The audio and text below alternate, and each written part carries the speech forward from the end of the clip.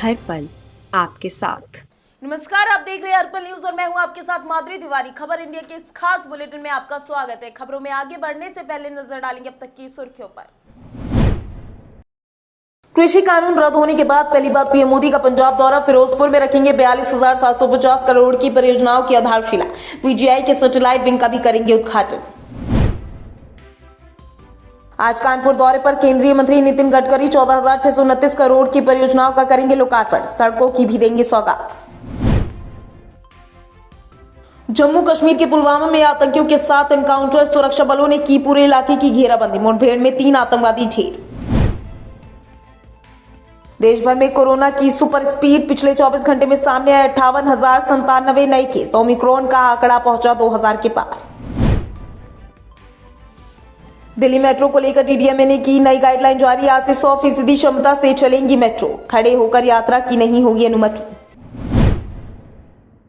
प्रधानमंत्री नरेंद्र मोदी पंजाब विधानसभा के लिए बीजेपी का चुनावी बिगुल फूकेंगे। इसके लिए आज फिरोजपुर में विशाल रैली रखी गई है। यहां पहले वो पीजीआई के सैटेलाइट विंग का उद्घाटन करेंगे। उसके बाद पीएम रैली को संबोधित करेंगे। रैली को प्रभावी बनाने के लिए बीजेपी ने कमर कस ली है। इसके लिए जालंधर में स्टेट लीडरशिप की मीटिंग बुलाई है, जिसमें राज्य और जिला प्रभारी, जिला प्रधान, 2017 में चुनाव लड़ चुके उम्मीदवार, सभी मोर्चों के प्रदेश अध्यक्ष और जनरल सेक्रेटरी, लोकसभा प्रभारी और प्रवासी जिला प्रभारियों को बुलाया गया है। मुख्यमंत्री योगी आदित्यनाथ कल को ग्रेटर नोएडा आएंगे। साथ ही मुख्यमंत्री जीबीयू में आयोजित इस कार्यक्रम में ग्रेटर नोएडा वासियों को करीब 600 करोड़ रुपए से अधिक की कीमत की परियोजनाओं की सौगात दे सकते हैं। बता दें कि ग्रेटर नोएडा प्राधिकरण के सीईओ नरेंद्र भूषण ने मुख्यमंत्री के आगमन की तैयारियों की समीक्षा की और आवश्यक निर्देश दिए हैं। बता दें कि मुख्यमंत्री इस मौके पर कुछ परियोजनाओं का लोकार्पण और शिलान्यास करेंगे। जम्मू कश्मीर के पुलवामा जिले के चांदगांव में इलाके में सुरक्षा बलों और आतंकियों के बीच मुठभेड़ शुरू हो गई है। कश्मीर जोन पुलिस ने इस बारे में जानकारी देते हुए कहा है कि सुरक्षा बलों ने आतंकियों को सरेंडर करने के लिए कहा था, लेकिन उनके नहीं मानने पर मुठभेड़ शुरू हो गई। इस मुठभेड़ में 3 आतंकी ढेर हो गए हैं।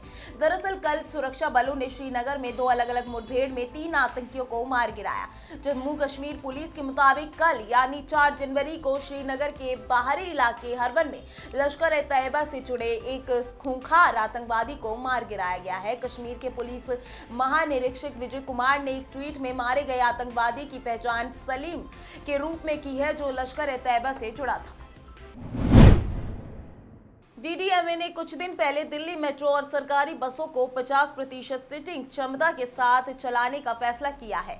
इसके बाद मेट्रो स्टेशन और बस स्टैंड पर लंबी लंबी लाइनें देखने को मिली थी। कुछ जगह झगड़े की भी घटनाएं सामने आई थी। साथ ही दिल्ली मेट्रो को लेकर डीडीएमए ने नई गाइडलाइन जारी कर दी है। मेट्रो अब 100% सीटिंग कैपेसिटी के साथ चलेगी।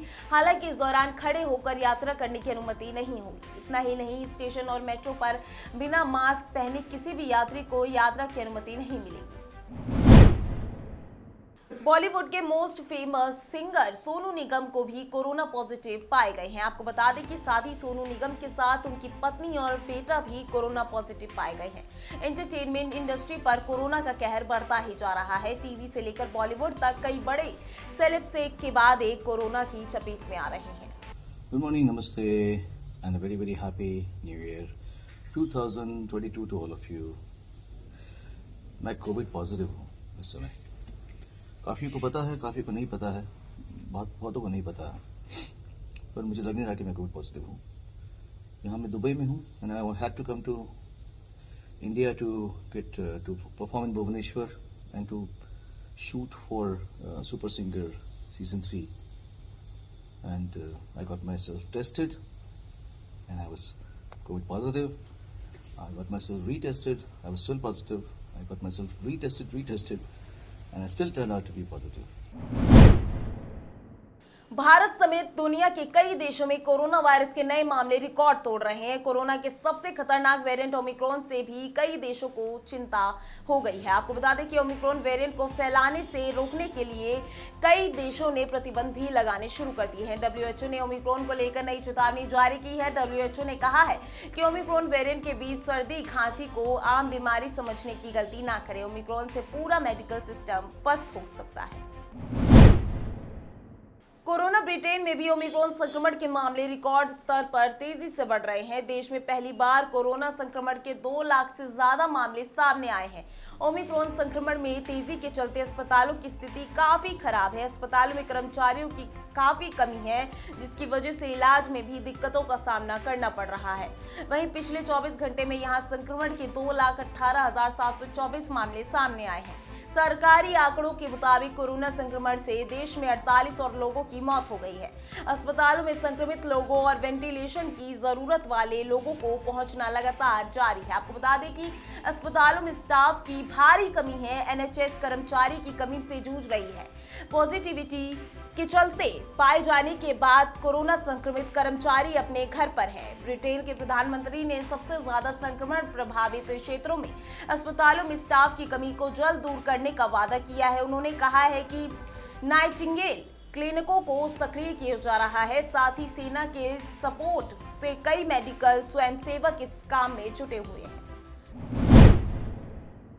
जहां एक तरफ पूरे देश में कोरोना तेजी से पैर पसार रहा है, वहीं महाराष्ट्र भी इसका प्रकोप सबसे ज्यादा झेल रहा है। बता दें कि पूरे देश में आ रहे कुल मामलों में महाराष्ट्र का योगदान सबसे ज्यादा है। जानकारी के मुताबिक महाराष्ट्र में कल कोरोना संक्रमण के 18,467 नए केस सामने आए, जबकि 20 लोगों की जान गई। यहां कोरोना के कुल एक्टिव केस बढ़कर 66,308 हो गए।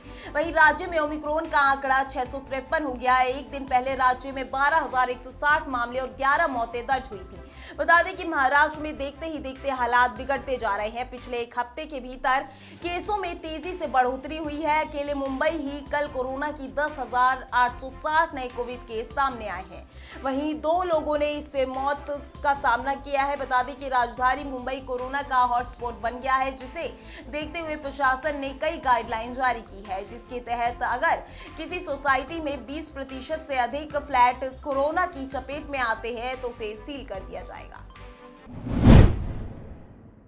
बिहार में बढ़ते कोरोना संक्रमण के मामलों को देखते हुए मुख्यमंत्री नीतीश कुमार की अध्यक्षता में मंगलवार को हाई प्रबंधन समूह की बैठक में कई बड़े फैसले किए गए हैं। आपको बता दें कि कोरोना की तीसरी लहर को देखते हुए बिहार में 8वीं तक के सभी स्कूल बंद रहेंगे, लेकिन ऑनलाइन क्लास चलती रहेगी।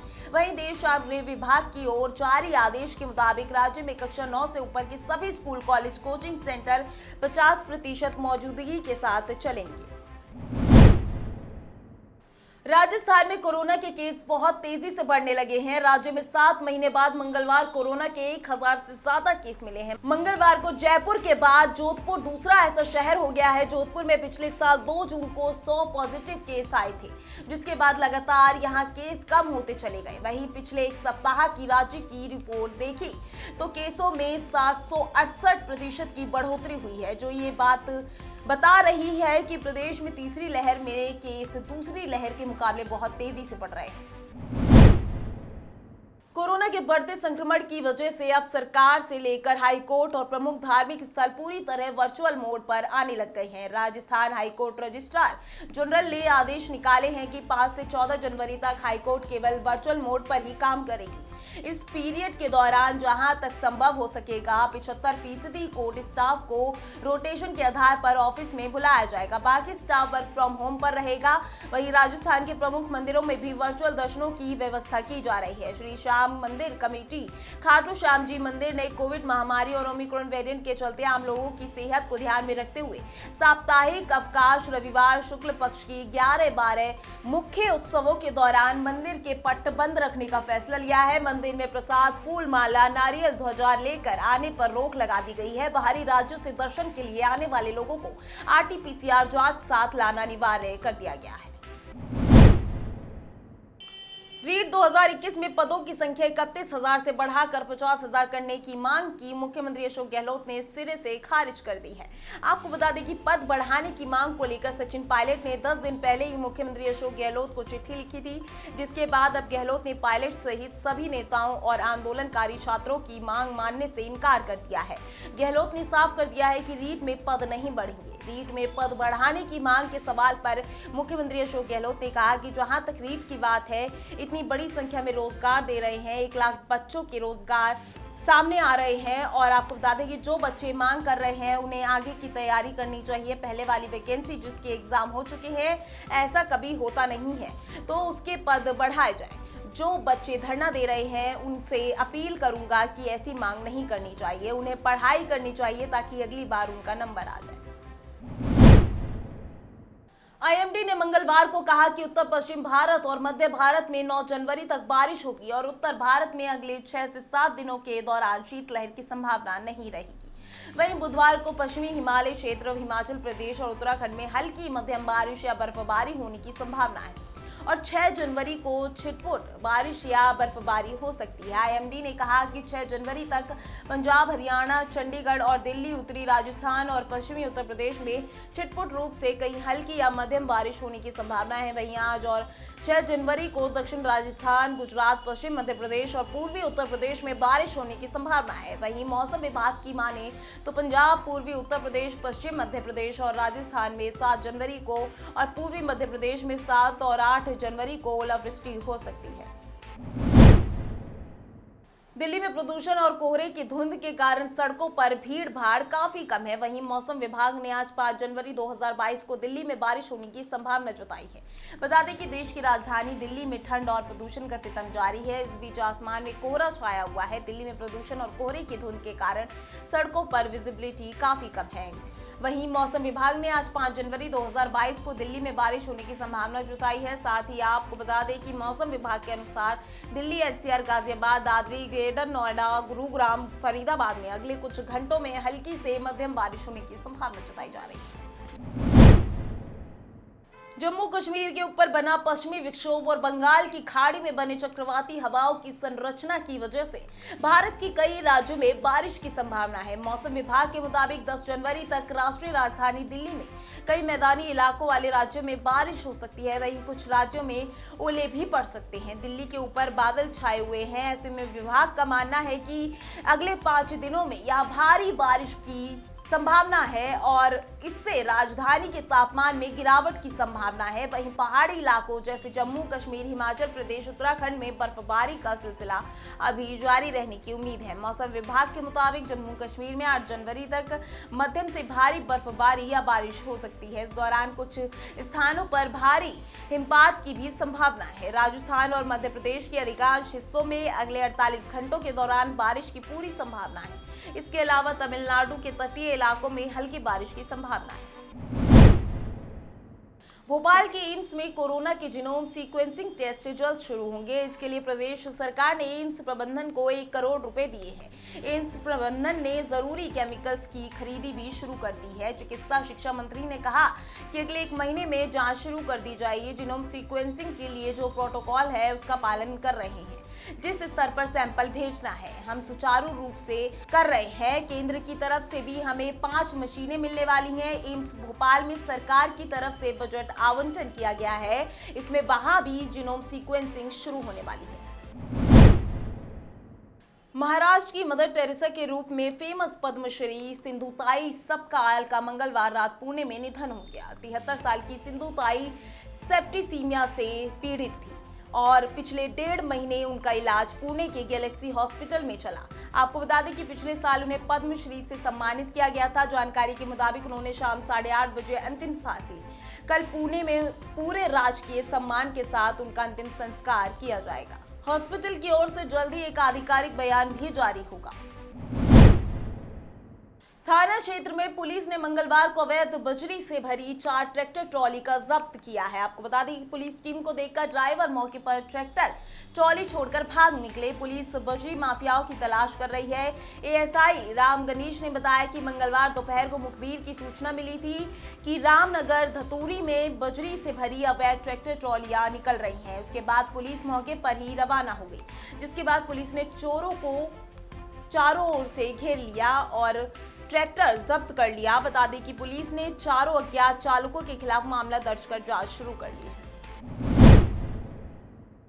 गोरखपुर के गोलघर इलाके में एक महिला और इसके नाबालिग बेटे ने ट्रैफिक पुलिस से बीच चौराहे पर जमकर मारपीट की। आपको बता दें कि दोनों पक्षों में करीब आधे घंटे तक सड़क पर ही हाथापाई होती रही। इस दौरान लोगों की भीड़ जुट गई। इस घटना का वीडियो वायरल हो गया।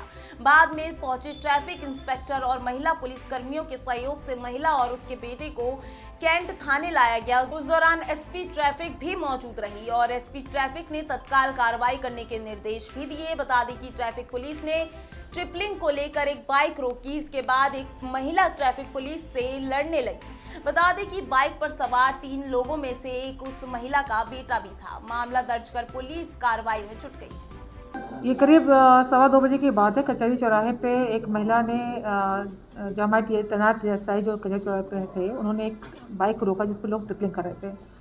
तभी वहाँ पे एक महिला आ गई और बताने लगी कि जिस बाइक को रोका गया है उसमें से जो ट्रिपलिंग कर रहे थे उसमें से एक लड़का उसका बेटा था। उसने बातचीत के दौरान पीएसआई से हाथापाई कर ली। इस संबंध में कैंट थाने पे मुकदमा दर्ज करके महिला के खिलाफ कार्रवाई की जा रही है। जिला कारागार बुलंदशहर में विषय मतदाता जागरूकता पर रंगोली प्रतियोगिता आयोजित की गई है, जिसका उद्घाटन अपर जिला मजिस्ट्रेट प्रशांत कुमार भारती और पुलिस अधीक्षक सुरेंद्र नाथ तिवारी की ओर से किया गया है। इस अवसर पर कारागार प्रशासन की ओर से भी मतदाता जागरूकता के लिए कारागार के बाहर मुख्य सड़क पर बैनर भी लगाए गए। स्लोगन लिखकर मतदान को बढ़ावा देने की अपील भी की गई। साथ ही कारागार से साउंड सिस्टम के माध्यम से ये कहा जा रहा है कि वो सभी अपने परिजनों से ये आग्रह करें कि वोट उनकी ताकत और अधिकार है।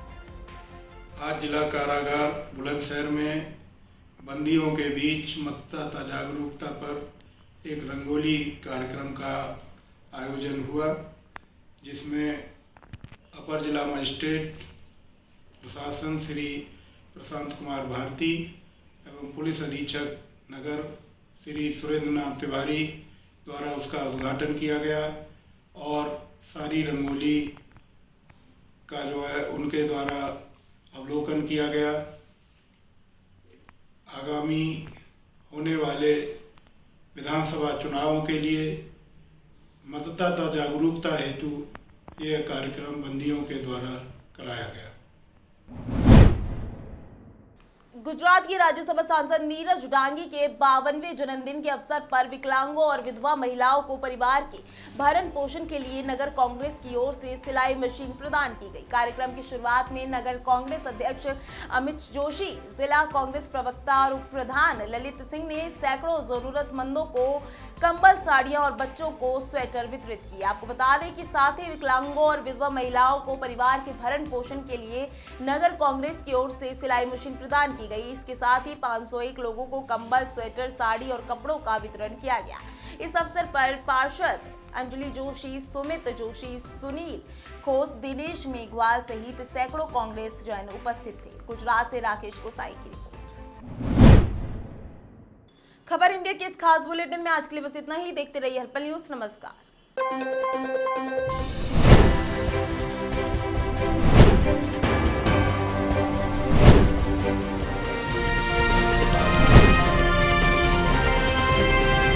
हर पल आपके साथ।